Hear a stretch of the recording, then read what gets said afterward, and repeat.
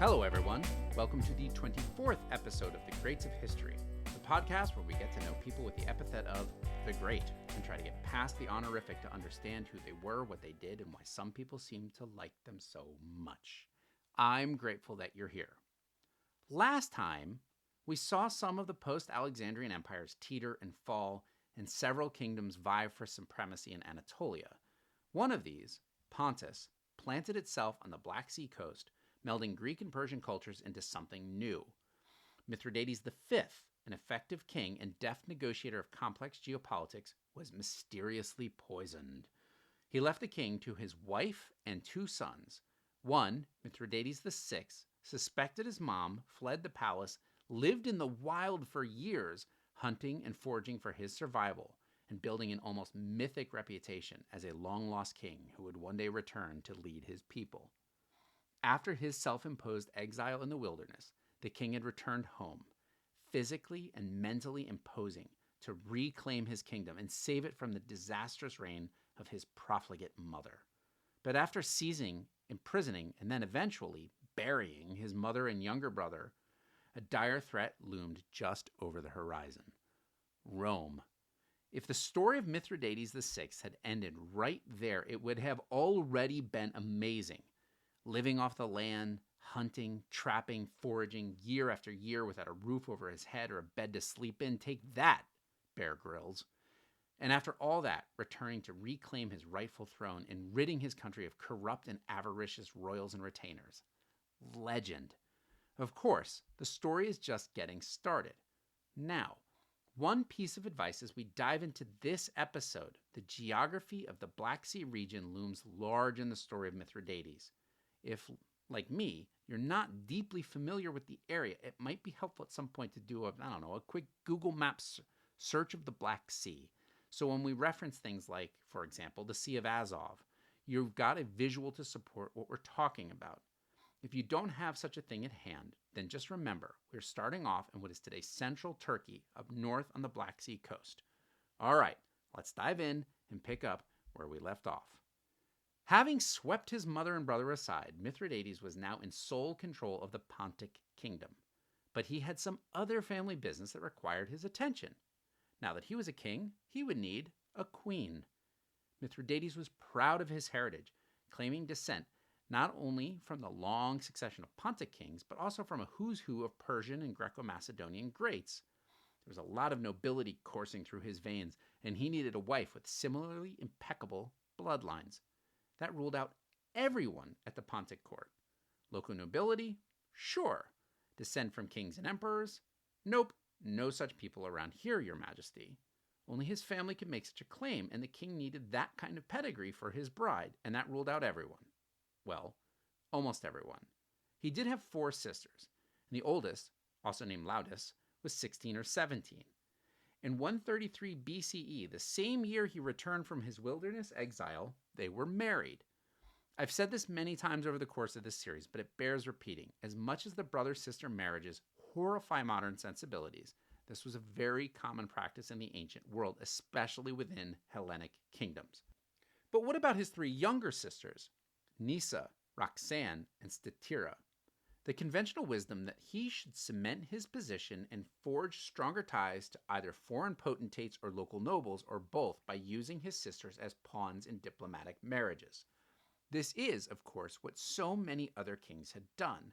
Royal marriages opened up trade and geopolitical alliances and were an important way for an ambitious king to elevate his standing in the international community. But this presented a challenge, and Mithridates would quickly prove that he wasn't like so many other kings. The issue for the new Pontic king was that once his sisters were married off, any sons born in time to these women would have a strong claim to the Pontic throne, and thus could pose a threat to Mithridates. After all, these hypothetical royal princes would have the same bloodlines as their uncle, and as such, they could serve as focal points for political opposition, especially given how volatile politics were in the region. And besides, should Laudis fail to provide him with a son and an heir, he would need other spousal options of suitable royal lineage. So rather than marry off his sisters to other kings or nobles, Mithridates commanded that his 3 younger sisters must remain virgins for the rest of their lives and all but locked them away from the world under heavy security. All three were fated for tragic lives.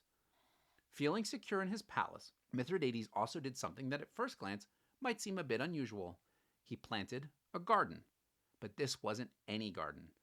Inspired by the Pergamene king, Attalus III, the same guy that died and bequeathed his kingdom to Rome, Mithridates' garden was full of plants that offered either toxins or antidotes. Pontic flora was rich in such plants, such as rhododendron, oleander, nightshade, hemlock, and hellebore.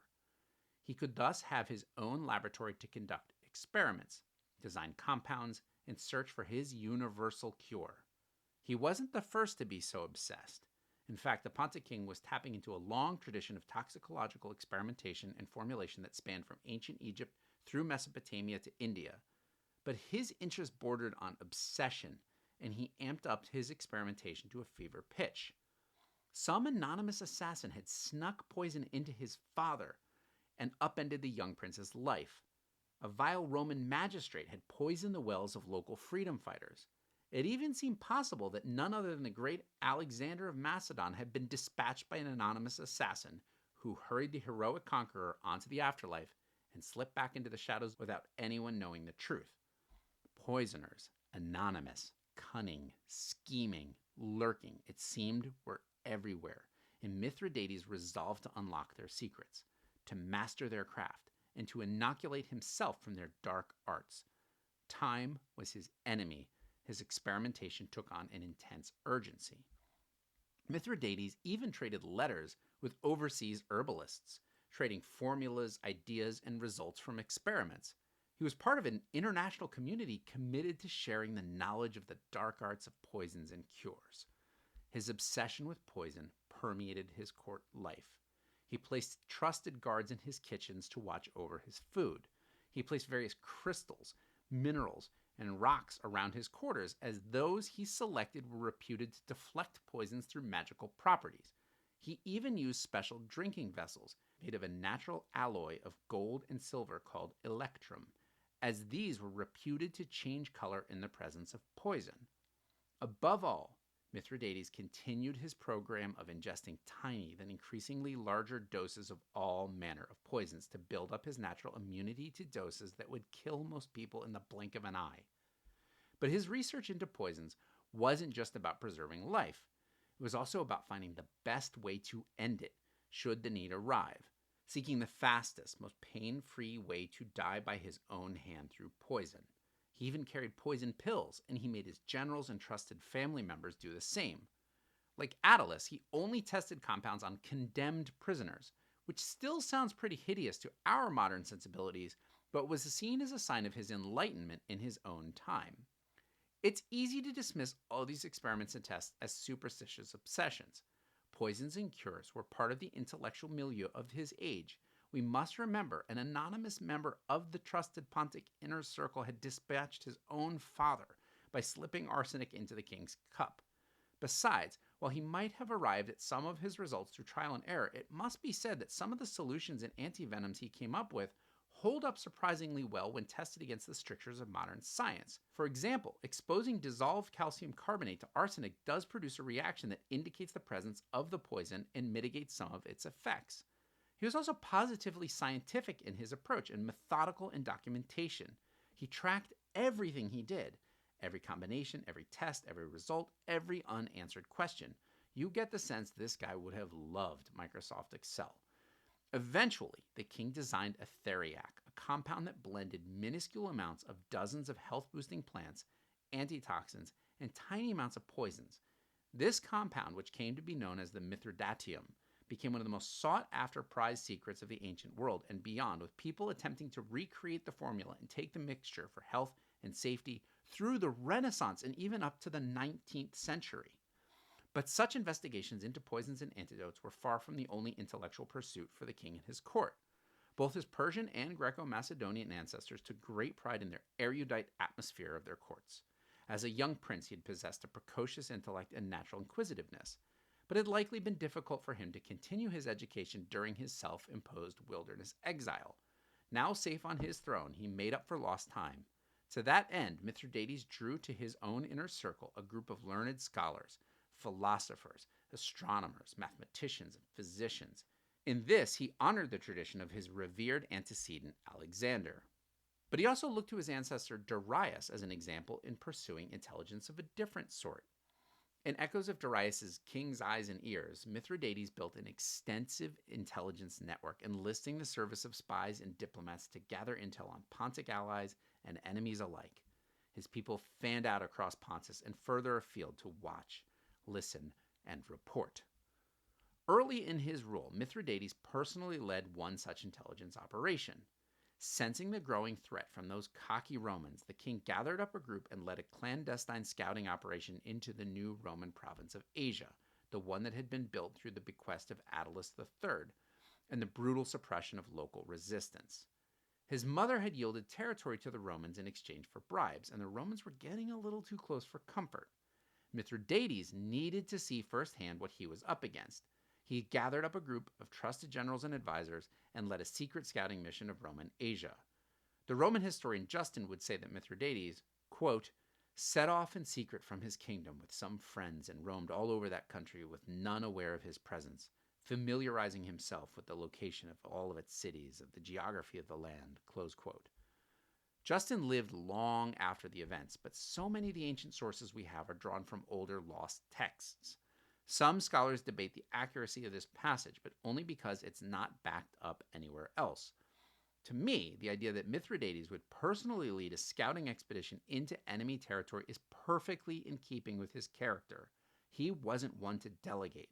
When there was a big move or an important decision, he took it on himself. Besides, he was an intriguer. He always liked to move in and out of the shadows, and he was usually one step ahead. Given his years in self-imposed exile, he'd also learned how to slip in and out of places to come and go without being noticed. Mithridates was no fool. He looked at Rome's expansion, slowly creeping out from the Italian peninsula and spreading west like a pathogen. What we think of as much of the Roman Empire, including Gaul and most of Iberia, was still a long way into the future. When Rome first became making a big move, it was to conquer Carthage and to bully their way into the Greek world, and they oozed closer and closer to Pontus. Mithridates was not like his mother. He wasn't going to take a few petty bribes to allow his kingdom to be chipped away by voracious Roman expansionists, expatriates, and magistrates. The arrogance and greed of the Romans were on his doorstep. Given their extortion of Attalus' Pergamene kingdom and their well-placed bribes into the hands of his mother, it was only a matter of time before the Romans came back for more. Roman greed was obvious for anyone who cared to look. Backed by the power of their mighty legions, anyone who stood in their way was swept aside. Even at this point in their history, with the establishment of the empire more than a century in the future, Rome had destroyed or swallowed the Carthaginians, the Macedonians, Greece, Pergamum, etc. Pontus was rich and profitable. Roman greed was obvious and predictable. Eventually, some greedy Roman would cast their eyes lustfully on the lands and riches of Pontus. He knew that at some point he would have to take a stand. Conflict between the two powers loomed, but before any showdown, he took moves to strengthen his kingdom in a way that would be unlikely to draw Rome's ire. As such, plants weren't the only thing that Mithridates needed to cultivate. Under his mother's regency, the country had grown weak, while Rome had only grown stronger. He needed to build up his military if he was going to lead Pontus to a stronger position and be better prepared for the coming Roman onslaught. Shortly after becoming king, he began investing in troops, weapons, and war materiel, and he started building intensely castles, fortifications, arsenals, roads, granaries, cisterns, everything. Mithridates was a shrewd planner. He had lofty ambitions for his kingdom, but he didn't rush headlong into conquest. He waited until his country had the infrastructure to support raising, equipping, transporting, and feeding armies. As he threw himself into his building projects, he also studied his enemy. Rome had its own long, complicated history, and Mithridates absorbed everything he could about the domineering Italians.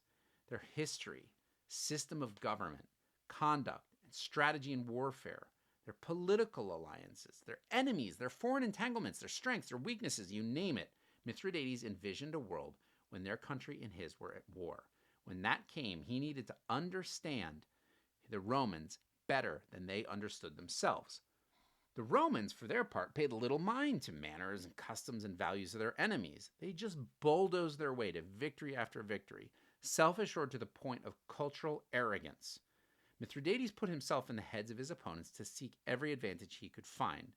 His cunning and active mind studied, calculated, analyzed. With both wisdom and weapons, he would be ready, and all the while he kept developing his poisons and cures. Mind you, he didn't actively seek conflict with Rome. He just knew that in time, trouble would find him. He wanted to be ready. Fortune favors the prepared. But he didn't want to take on Rome until he had to. He had other plans for how to strengthen his kingdom and add to his already immense resources. Rome was edging up to his western border, so Mithridates went east. A quick reminder of some geography because all these ancient kingdoms are confusing. This is where I suggest, again, a quick glance at a map of Asia Minor might be helpful in orienting yourself. Pontus lay squarely in the middle of the south coast of the Black Sea. To the west was the kingdom of Bithynia. Southwest was the Roman province of Asia, the former kingdom of Pergamum. Due south of Pontus was Lesser Armenia, and east of Pontus on the south Black Sea coast was the kingdom of Colchis. This last place was, like Pontus, rich in mineral and natural resources, agriculturally productive, and a tempting prize for an ambitious young king. Shortly after taking over the throne, and with his military might on the rise, Mithridates gathered up his forces and marched east and subjugated Colchis. It didn't happen immediately. Rather, the conquest of his neighbor took 3 years, but once accomplished, he nearly doubled the size of his burgeoning empire and added vast resources to his already deep pockets. Given the mineral wealth of Colchis, it gave him cash that he could use to further expand his expansionist projects. Mithridates also established Pontus as the most powerful player in the Black Sea region. Just as Rome was striving to make the Mediterranean Sea a Roman lake, Mithridates seemed to have similar ambitions for Pontus and the Black Sea, and he was off to a roaring start. Once Colchis was absorbed into his kingdom, Mithridates likewise invested heavily in its building infrastructure, dotting the region with even more castles and fortifications. He also annexed Lesser Armenia, further expanding the growing Pontic Empire inland, giving the king yet more rich lands to draw from in developing his fortified kingdom, and providing a territorial buffer for his capital of Sinope. Just a few short years after returning from his exile and beginning his sole rule of Pontus, the energetic Mithridates had pushed the kingdom to its largest extent, and he was just getting started. If you look at a map of the Black Sea, you will see we're following Mithridates as he extends his kingdom to the eastern edge of the sea and started to turn northwest. The more he crept up the east coast, the closer he edged to other Greek city-states on the north coast. When they saw Mithridates coming and understood his burgeoning power, they were not afraid. Rather, they felt a sense of relief, for these cities were dealing with something much more ominous: the Scythians. In Mithridates, they saw the promise of a potential liberator, a savior that could rid them of a dire and existential threat. The Scythians were one of the most fearsome of the nomadic peoples of the ancient world. Another of the migratory peoples originating in the vast Eurasian steppe, the Scythians were skilled horse-borne warriors. Originating in Central Asia in the 8th or 9th century BCE, they slowly made their way west, eventually dominating the eastern Black Sea region, in what is modern-day southern Russia and the Ukraine, as well as eastern Turkey. From their home turf, they would mount raiding expeditions to plunder, steal, and force tribute from the more sedentary people.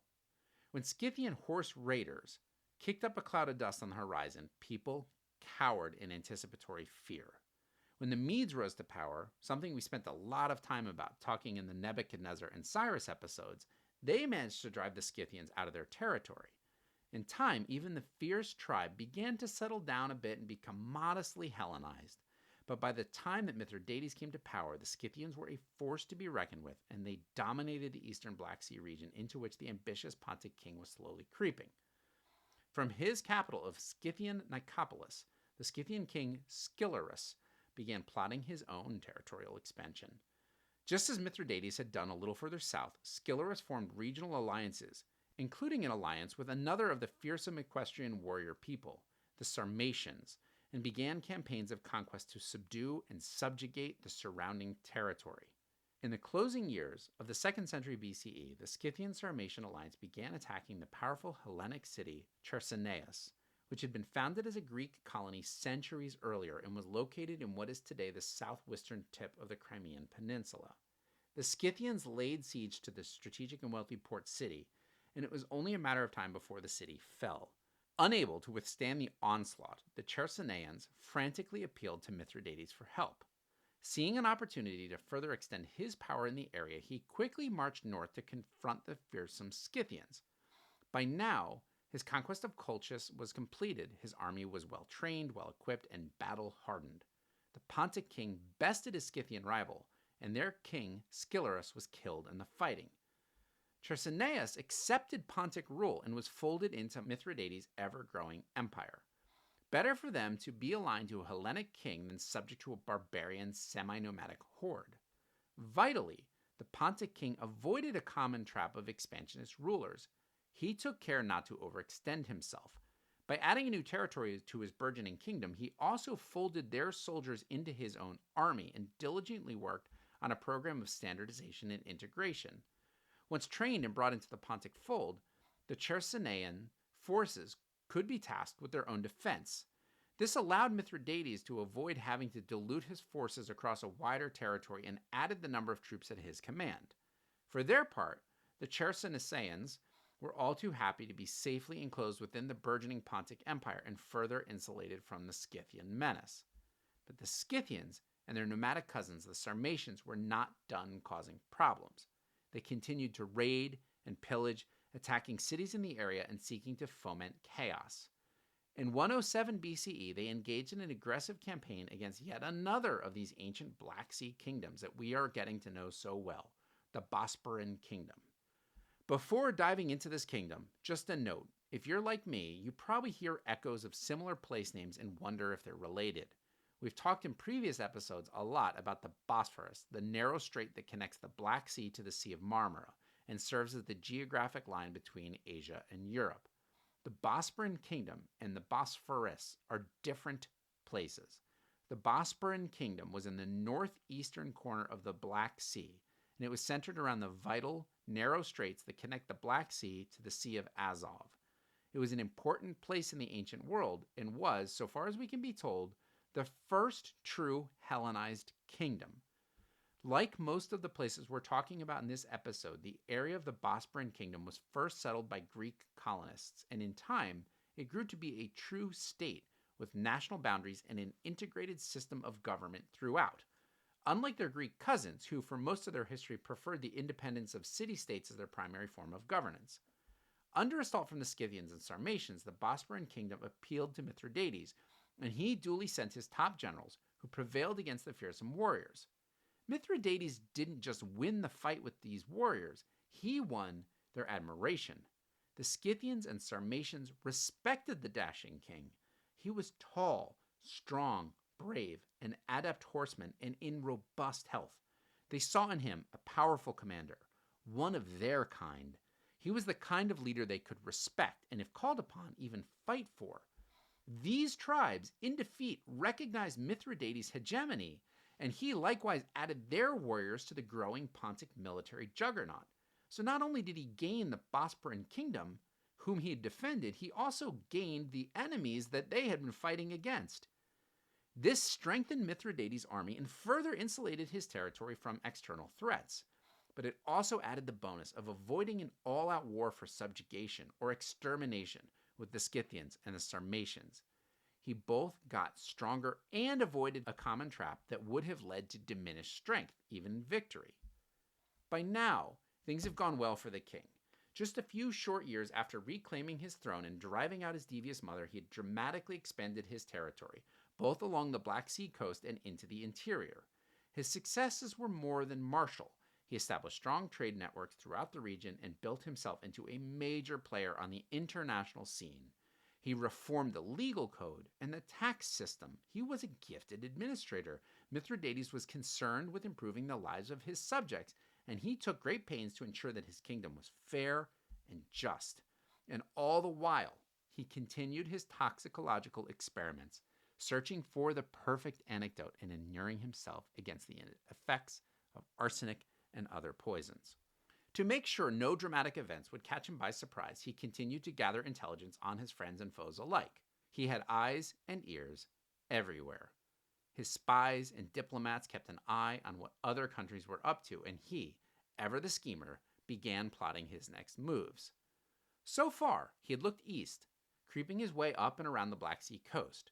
But the rich territory of Anatolia was a tantalizing prize, and the ambitious king began to get some ideas. You may recall that he was not the only show in town, and due west of Pontus lay the kingdom of Bithynia.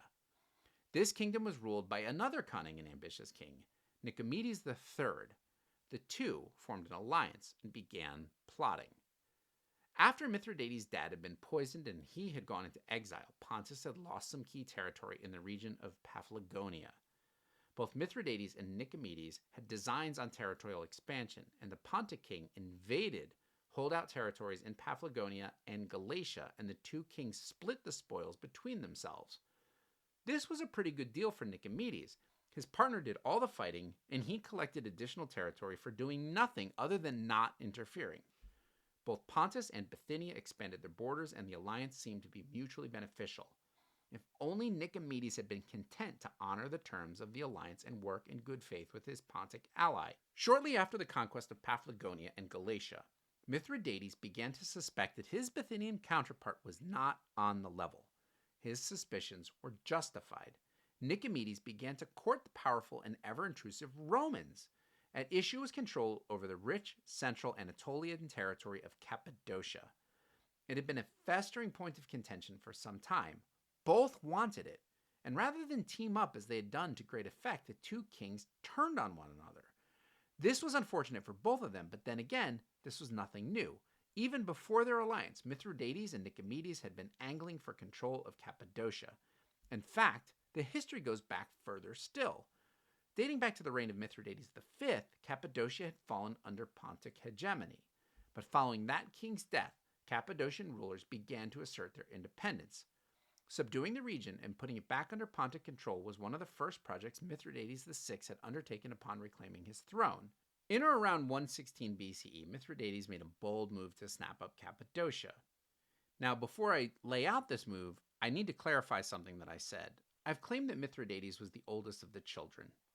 This is actually not entirely true. He did have an older sister. So while he was the oldest son of the royal family, he did have an older sister who was named, just like his mother and his younger sister/wife, Laodice. Older sister Laodice was married to the Cappadocian king, Ariathes VI. Mithridates V had sealed the marriage alliance as a means of extending Pontic control into the rival kingdom. Ariathes VI and Laodice had a young son, the crown prince of the Cappadocian kingdom. In 116 BCE, Mithridates engineered the murder of his brother-in-law, his sister's husband, King Ariathes VI. The goal of this move was to set up his sister as regent to the young successor, her son, Ariathes VII. In theory, this would give Mithridates a proxy through which he could assert his royal power into the vital kingdom. How his older sister Laodice felt about the murder of her husband, the father of her child, is not recorded. We can draw an inference, though, because she responded not by being a pliant sister, but by marrying another king, none other than Nicomedes III of Bithynia, making him stepfather to the young king of Cappadocia. This pulled the rug out from underneath Mithridates and upended his careful, if not devious, plans. To make matters all the more complicated, if not appropriate to the age, Nicomedes was recently a widower. His previous wife was none other than Laodice's daughter, Nisa. This meant that Laodice married her own son-in-law after her brother had murdered her husband to get control of her son. This must have been quite a complicated time for the Cappadocian queen. But unlike Mithridates, Nicomedes wasn't content to rule by proxy. He deposed the young king of Cappadocia and annexed his realms into Bithynia. This was too much for Mithridates. By this time, the Pontic king had grown considerably powerful, and he marched into Cappadocia, drove out Nicomedes, and restored Ariathes VII to the throne. This wasn't quite enough control for the Pontic king, so in 101 BCE, Mithridates had Ariathes VII murdered and placed his own son, Ariathes IX, on the Cappadocian throne. Wait, you might ask, how do we go from Ariathes VII to Ariathes IX? 1, 2, 5. 3, sir. There was an Ariathes VIII. He was the younger son of Ariathes VI. He was a titular figurehead of a native Cappadocian rebellion, which Mithridates crushed in 97 BCE, ensuring that his son remained on the throne. I've said it before, I'll say it again. There is a lot going on in this region, and it's all a bit of a mess. Actually, it's all a lot of a mess. Unused to not getting what he wanted, all these machinations were too much for Nicomedes. He wanted Cappadocia for himself, and despite all his interventions and agitations, each turn of the wheel had only strengthened the Pontic grip on the kingdom. Mithridates always figured out a way how to one-up his one-time ally. Like a whiny younger sibling who doesn't get their way, Nicomedes tattled to mom and dad. He cried for Rome to get involved. He rushed an embassy to Rome to whine and to plead his case for control over Cappadocia. Mithridates, who still had no love for the Romans, had little choice but to do the same, and both Anatolian kings argued for control over Cappadocia in front of the Roman Senate. Keep in mind, at this point, Cappadocia had been an independent kingdom, with both Mithridates and Nicomedes seeking to add it to their domains. But it was not a Roman territory. Technically, Rome had nothing to do with Cappadocia. It speaks to the growing power of Rome, even so far away from Italy, that these two assumed that the only adjudicator in this dispute could be Rome. It's also informative that both kings understood that without Rome's backing, any actions could only have yielded a temporary settlement. The Romans debated the respective cases of the kings. At the end of the day, Rome did what it always did. It ignored everything else and pursued its own self-interest.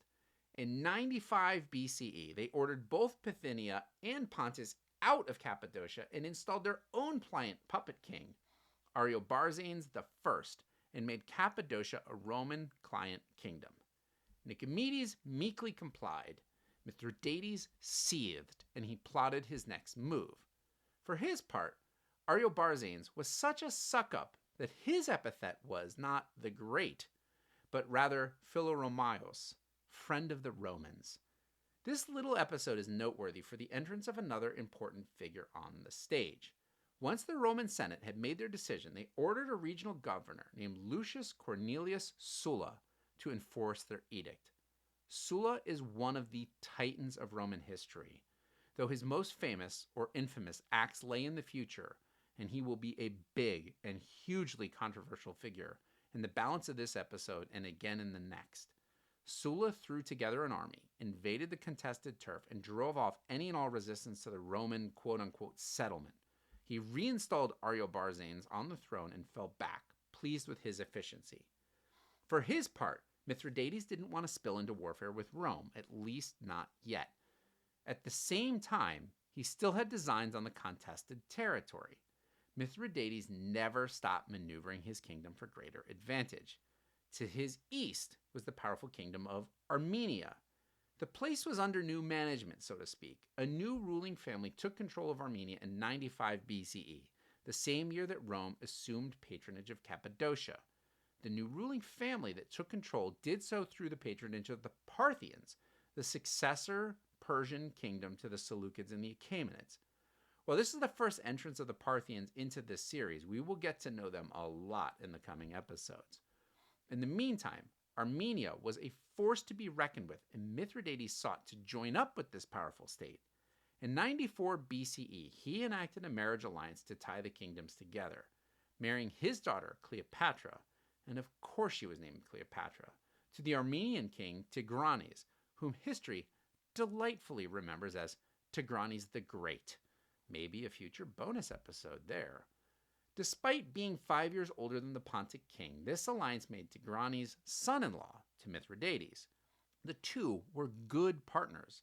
They agreed to support one another's projects, but also to avoid getting in each other's way.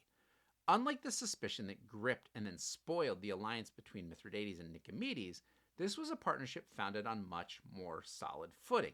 The two insisted that they were true peers, with neither one nor the other claiming the role of senior partner. There was plenty of room for them each to expand and lots of opportunities to put their partnership to good use. Building such a mutually beneficial alliance speaks to the shrewd nature of Mithridates' diplomacy.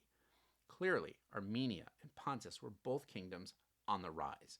Rather than steer the two ambitious kingdoms into conflict, Mithridates devised a way that they could support one another, avoid needless strife, and get richer and more powerful in the process. Mithridates put his alliance with Tigranes to good use in the contested region of Cappadocia. The Pontic king had his eyes on this rich territory for some time. He had tried various schemes to worm his way into control of the region, but his plots always came up a bit short. Things got more problematic when Rome entered the picture. Mithridates was shrewd. He knew he couldn't quite risk a confrontation with Rome by defying their orders to stay out of the place, especially when a Roman puppet king was sitting on the Cappadocian throne. At the same time, Mithridates' spy network was turning up some juicy intel. Rome didn't exactly have their own house in order. There was growing class and social conflict back in the capital city and across their holdings. Maybe they would be too distracted by domestic affairs to pay attention to what was happening at the far-flung edges of their sphere of influence. Besides, in 94 BCE, the wily Nicomedes III died, and the Bithynian crown fell to his son, Nicomedes IV, who had all the ambition but little of the talent of his late father. Mithridates decided to gamble, but he also hedged his bet. Rather than outright invade, Mithridates asked Tigranes to do the dirty work, and in 93 BCE, the Armenian king sent his armies into Cappadocia, duly subdued the region, drove out the Roman puppet king, and installed his own puppet, one who was amenable to both Armenia and Pontus. Mithridates helped to make sure that the area was under control by contributing Pontic troops to keep the peace and make Cappadocia secure. Unable to do anything about this aggression, Ariobarzanes fled to Rome to beg for help. The Romans came calling again in 92 BCE, and the shrewd Mithridates withdrew his troops before the advancing Romans. His strategy was always to bide for time and to be content to pick his spots when it suited him.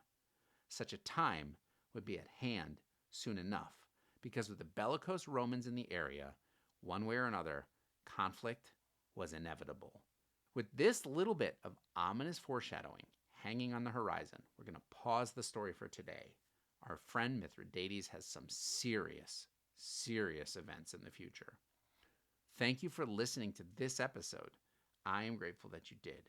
Join us on the next one when the inevitable finally happens, the open breach between Mithridates and Rome. But they would be shocked at his methods when he finally decided to fight